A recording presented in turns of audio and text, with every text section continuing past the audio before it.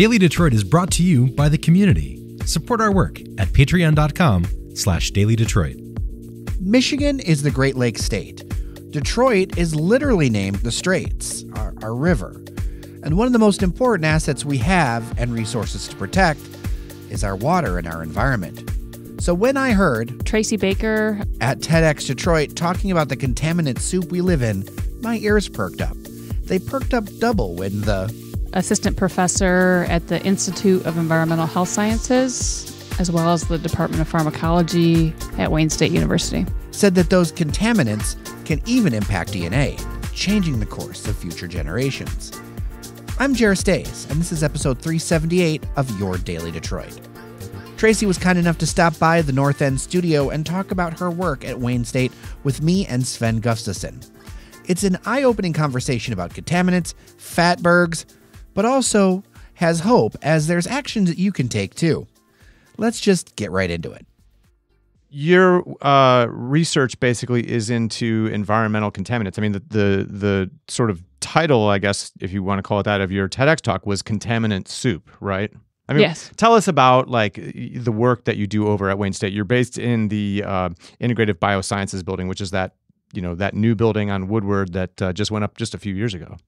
I'm recently joined Wayne State. It's been about 3.5 years now, but we use zebrafish as a model to look at chemicals that are in the environment and how they are affecting our health. And one of the things I was talking about at TEDx was looking basically the contaminant boomerang, how the products that we're using and we dispose of are coming back to hurt our health. And one of the things that really kind of like piqued our interest and caught our attention was you talked about how a lot of the kind of emerging pollutants can affect our DNA and actually make physical changes in us. Like what kinds of contaminants are we talking about here? And how widespread are they too? So it's a pretty new area of study. The ones we've looked at are dioxin and lead, but other researchers have looked at plastics and BPA. A lot of these are chemicals that can act as hormones. They're like endocrine disruptors, right? Exactly. Isn't that what they call them? Yeah, endocrine disrupting chemicals. So they basically can determine what genes are turned on and turned off. So epigenetics is what it's called. Mm-hmm. And so in doing that, they can also be passed on from generation to generation.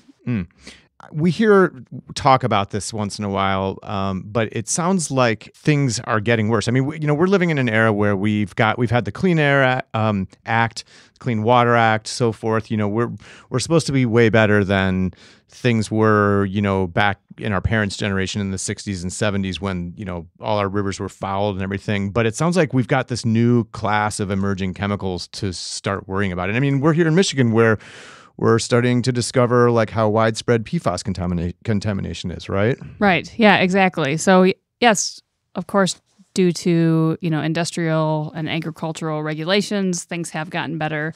But we do have this kind of contaminant soup of chemicals that we don't know what they'll cause, like the health effects they cause, but they are all over in our environment. So we do some research where we're taking water tests along Lake St. Clair to, through the Detroit River and finding a number of these chemicals, not just plastics, which we do find, and PFAS, but also things like home care products like caffeine and nicotine, and then a lot of pharmaceuticals as well. Mm-hmm. So we're finding heart medications, antibiotics, cholesterol medication, diabetes medication, all in the Detroit River. For a long time, the environmental policy seemed to be dilute whatever the pollution is, and then it's fine. And I think a lot of people think that. So why is it important to pay attention to, say, heart medicine in there? I mean, somebody maybe through many years of a policy being pushed are told, well, if you dilute it, it's fine. Why does it matter now? Well, I think because there's so many people, so the Earth will soon be at 8 billion people, and the more we're putting in, I mean, you can only dilute it so much. So, it is coming back to hurt us.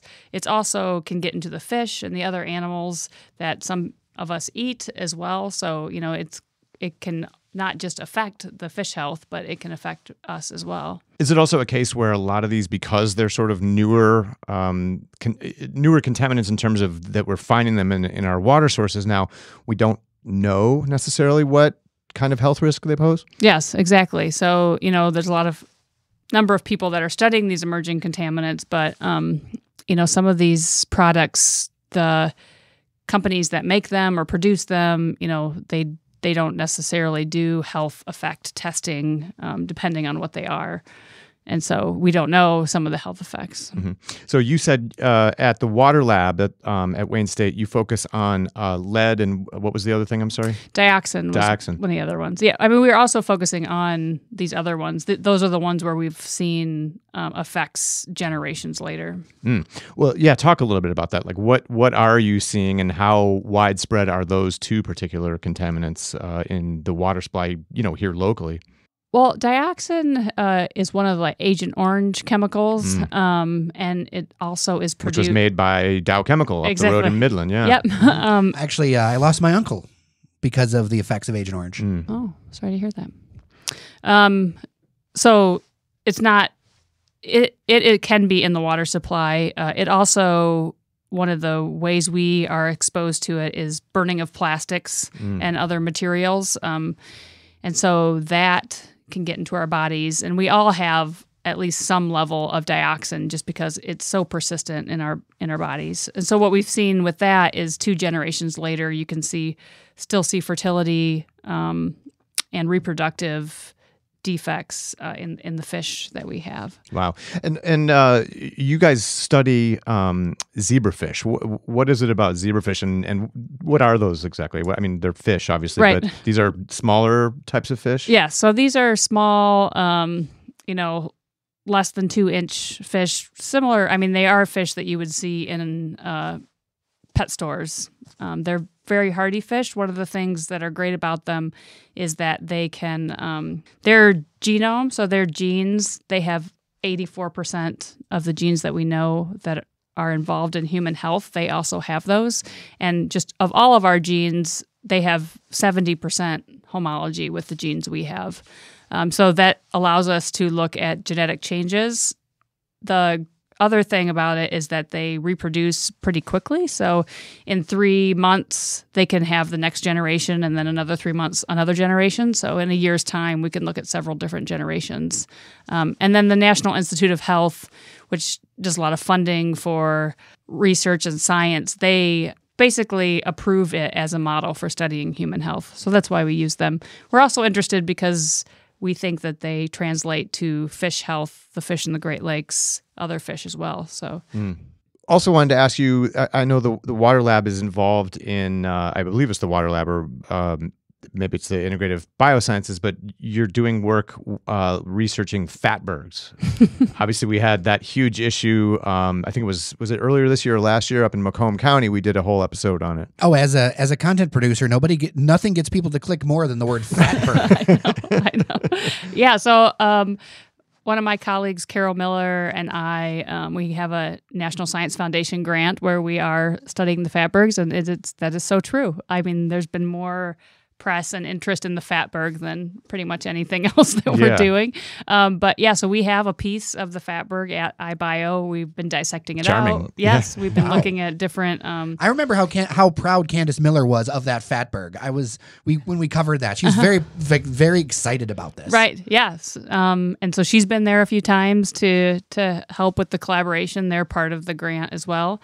So we've... and that I also mentioned that in my TED Talk, the wipes and how they don't actually break down. So we've done some studies on that where we've taken flushable or biodegradable wipes and we've put them in containers that, move them around, and 48 hours to a week, they still haven't broken down at all. That's why I would note for listeners that there was the heavy use of the air quotes of biodegradable with your Right. your body language, because that's one of the things I think people like they read something, and I think this carries over to whether it's the medicine, whether it's the wipes, they read packaging, and yet that may or may not be true. Right. Yeah, it is unfortunate. I mean, yes, they can be flushed, so they make it down the drain, but they don't actually break down, and so they're basically becoming this scaffolding that the fats, oils, and greases are on top of, and are making this big blob in the sewer. And if the sewer gets clogged, sewage can back up into people's basements, and then it can also get diverted into the Great Lakes and other waterways. Yeah. Like what do you beyond like wipes and things? I mean, what's the interest in Fatbergs? Like, what are you trying to learn or deduce from studying them?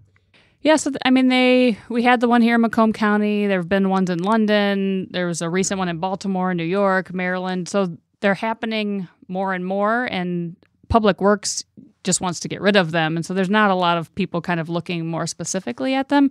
So we're trying to see, Carol Miller is more of she's on the engineering side. So like how they form, where they form, kind of looking at the neighborhoods around that are feeding into it, and kind of breaking it down a little bit more. And then what we're doing is just characterizing the Fatberg. So like I said, we dissected out all the different trash that happen to make it up that people are flushing down the toilets, including, tampon applicators, which wouldn't surprise you, but then there were like mustard packets and, cigarettes and some other things that did surprise us. Who throws away mustard packets? Like, I don't ever think about that, to throw away mustard packets down the toilet. Right. Cigarettes are less surprising to me. The cigarellos that have that plastic on the end, the white plastic, we found a lot of those as well. Wow. Markers. I just never would have thought, wow, why would, a toddler throwing something down there I could understand, but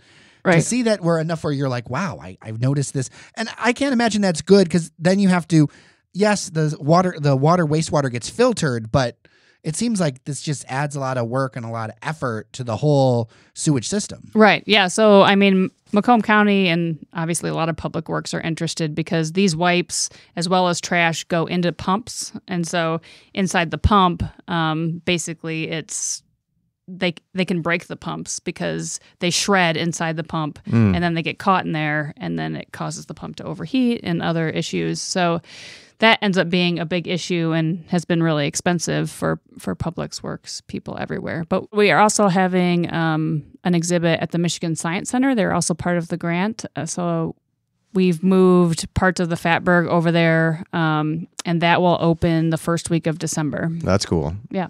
So people can go and touch the Fatberg, or maybe not? No, they built kind of like a pipe structure where you can see into it. So they made windows, so you'll be able to see the Fatberg. And then I think they're kind of like shellacking some of the things we found in the Fatberg. So I can't pet the Fatberg? You can't pet the Fatberg. Touch a Fatberg, like for the toddlers, like squish. Yeah. So we'd have to disinfect this them is what afterwards. this is what SpongeBob feels like. Right. So, like, taking the sort of like holistic view of the work that you're doing, a lot of people would just be like, "Oh, great, like we're living in contaminant soup, and everything's toxic, and we're all gonna die, and it's terrible." And I guess what do you hope ultimately that the work that you're doing produces? I mean, what's sort of like the public good end all here, do you think? Yeah, I mean, I do agree that it's easy to feel that way. And I mean, there are days when I feel that way too, just knowing what I know and reading stories, just being pretty depressed about it. But I mean, there are things that we can do. And so what I've been trying to do is meet with community groups, give TED Talks, and just talk about, some of the things, there's some things we can't do with some of the industry, the bigger things. But, there are small things where we can cut back or, put our consumerism and money into companies that generate profit from our health versus from polluting and disease. And so I think that's just spreading awareness. Right, exactly. And what I talked about before was, we have something similar. We have meat-free Monday and we have Taco Tuesday, but I suggested a toxin-free Thursday, where on Thursday you kind of try to focus and not take all the pollutants out of your life, but maybe one week, you focus on reducing plastics and trying to use reusable containers and things that are biodegradable. And maybe the next week, you try to get rid of some of the pesticides that you use, or, try to focus that way. So I started a hashtag Tox-Free Thursday, where every week I just post like a small tip or something that we could all do to kind of decrease the pollutants. Yeah. The other thing I wanted to ask you about, I saw that you were the first faculty member recruited to Wayne State's new Integrative Biosciences Center. Mm-hmm. I know you're not originally from Michigan, and, you're doing, important pioneering work here. You could have presumably gone anywhere in the country. Like, why and how did you end up here in Detroit? How were we so lucky to get you here? Yeah, that's a good question. I did interview all over the country, and I was really drawn to Detroit. I grew up on the other side of Toledo in Ohio, mm-hmm. so my family's not super happy that I'm in Michigan, but because we're big Buckeye fans. Oh. But they're okay with it because it's Wayne State and not the other college here. Yeah. So I almost didn't come because I was like, Detroit. I grew up like, I'm not sure.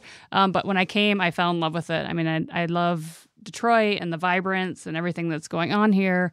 How, so many people in the community are just like working on making it, better for everyone. And Wayne State itself is, the collaboration and the integration has been impressive. All right. Tracie Baker is an assistant professor at the Institute of Environmental Health Sciences and the head of the Water Lab, the Baker Water Lab at Wayne State University. Tracie, thanks so much for coming on Daily Detroit. Great. Thank you. Nice to meet you. Before I let you go, I want to thank Wendy, who joined us as a member at patreon.com/dailydetroit. Thank you for helping us push Detroit's conversation forward. You can join her at patreon.com/dailydetroit. It really does help make local media that matters. Also, I've already gotten a bunch of feedback on our last episode, specifically the part about local journalism. I may share some of that while Sven is off to Belarus to talk to the press club there. He'll tell you more about all of that on tomorrow's show, but it also means we're running short-staffed the next week. I know that my voice is, according to one listener's exact words, nasally and annoying, but well-informed. So unfortunately for them, they'll get a bit more of it next week with Sven being in Minsk. With all of that, I'm Jer Stays. Take care of each other, and we'll see you around Detroit.